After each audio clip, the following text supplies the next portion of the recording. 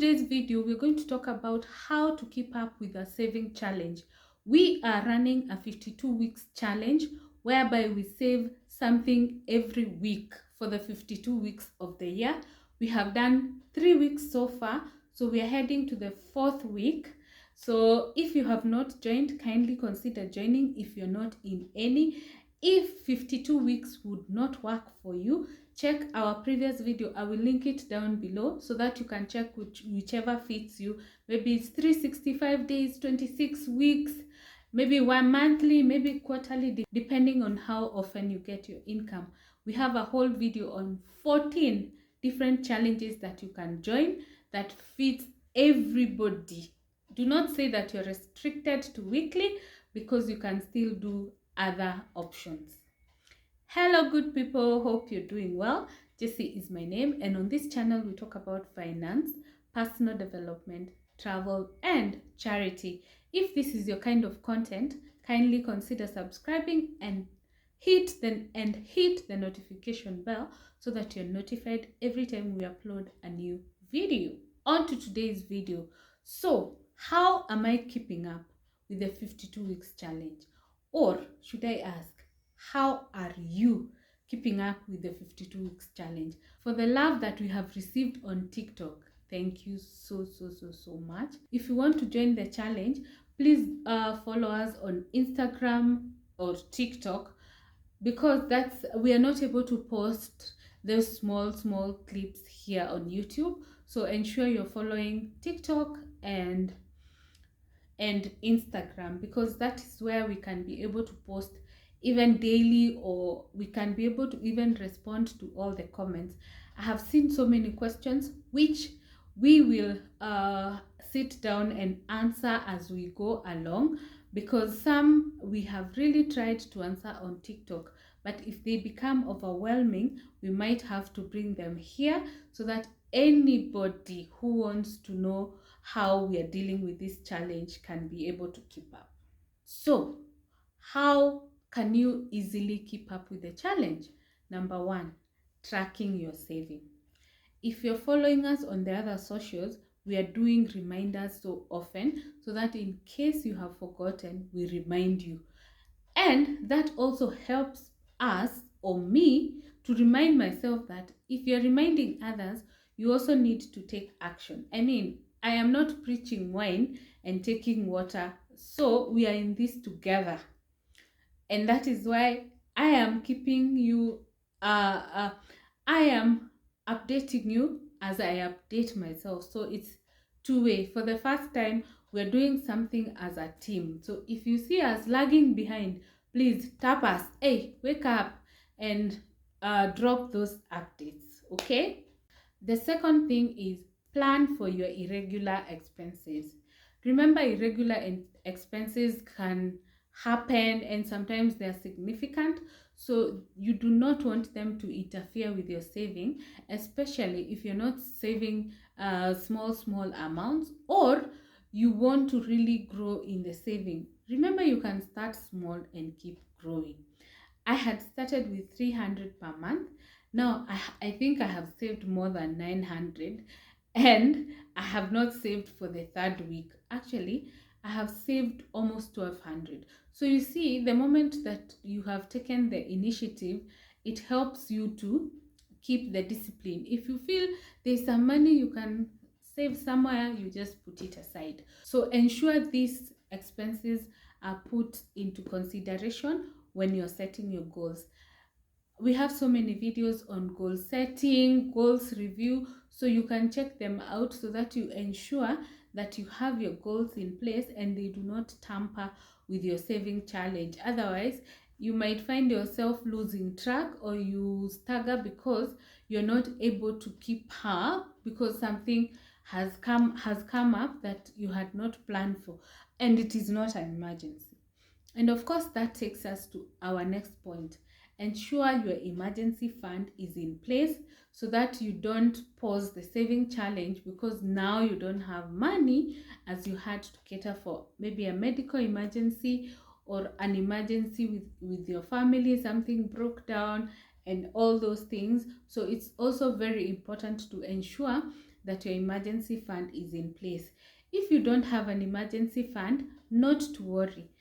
You can make this challenge your portfolio of creating an emergency fund. How amazing! And to set an emergency fund, you need to know at least 3 months. The recommended period is 6 months worth of your living, but at least 3 months would be a good starting point. So if you don't have an emergency fund, you can make this saving challenge your emergency fund and focus on saving 3 months worth of your living within the next even 6 months. You can even give yourself a shorter period and you sacrifice, you forego some things so that you can be able to hit that. Remember, if an emergency hits you and you're not prepared, you are going to get it hard. If you have not been there, you are lucky. If you have been there, you know the importance of having an emergency fund. So some of the ways you can be able to raise the money to save, because I think another major question that comes into mind is, I want to save but I don't have extra. Trust me, you can create extra. You may not have it, but you can create it. And on this challenge, we are looking for ways to create that extra cash or that little money that you can save. The first thing is, if you have extra income, remember we said you can have a surplus budget. Check our budgeting videos to understand the whole overview of budgeting: irregular, regular, balanced budget, surplus, deficit, and all that. I will try and link them down below, but if I don't, please check them from our previous videos. So you can do your budgeting. After you have done your budgeting, any extra money that you have, throw it to saving, even if you will be left broke. Because what will happen if it is left loose, you're going to spend it. Let me tell you, like this month, I have decided I will only be left with what I need. Now, I am surviving on a thread like this. But I'm not regretful, because I am able to really save. I am able to manage with what I have, because I know that is all I have. You see, when you know that is all you have, you're going to spend it to the last, and you're going to ensure that you don't misuse or lose it anywhere. So that is why it is working for me. The other thing is unexpected income. For instance, someone decides to buy you lunch and maybe send you cash. Someone decides to give you some money. Someone decides to... There are so many ways. Maybe you find yourself getting some money that you're not planning for. You can get a bonus. You can get an increment. You can have a reduction in your expenses. All those sources, the moment you see them, save that money. Especially, like we said, if you don't have an emergency fund, that should be your number one before you save for anything else. The next source is, sometimes you may have a budget and you don't spend everything. Whatever you don't spend, please put it aside and use it for that purpose of saving. Remember, we said you're setting a target, but the target is the minimum. It did not say the maximum. The target is the minimum you can save. And the reason you're setting a target is because at least you need to have a guide.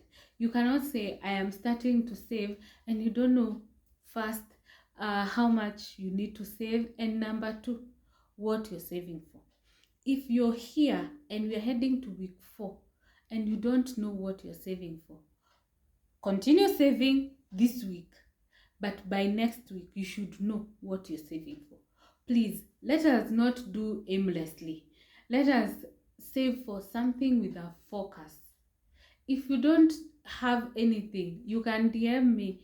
We see what you can save for. But we cannot be saying you're not saving for anything. Because you know what will happen. You will save. Then, when it comes to utilization, you will have nothing. You will not have a purpose, and you can end up actually wasting that money. Have you ever saved And then after maybe a grace period, you realize that you are actually not saving, because after some time you take that money and you don't use it for the right purpose. I have found myself in that situation. You save because you're just saving because you're supposed to save. I think that is the mistake we do. And then when that money has accumulated, you realize you're having aimless expenses. Comment down below if you have ever found yourself in such a situation. The next thing you can save is loose change. If you do your maybe daily, weekly, or any other shopping and you have some extra change, say like rounding off the figure. If maybe you have shopped for 5,000, 4,000 and maybe 900, save that 100. If maybe it's actually even 4,950, that 50 makes a difference. There's nothing too little to save. The first thing we need to incorporate is discipline. So if you start by saving that little, you will be able to create that discipline such that you're able to even save more, and you will keep growing and keep realizing that you would be saving for a purpose. The next way that you can use to save is you cut your costs so that you create some money.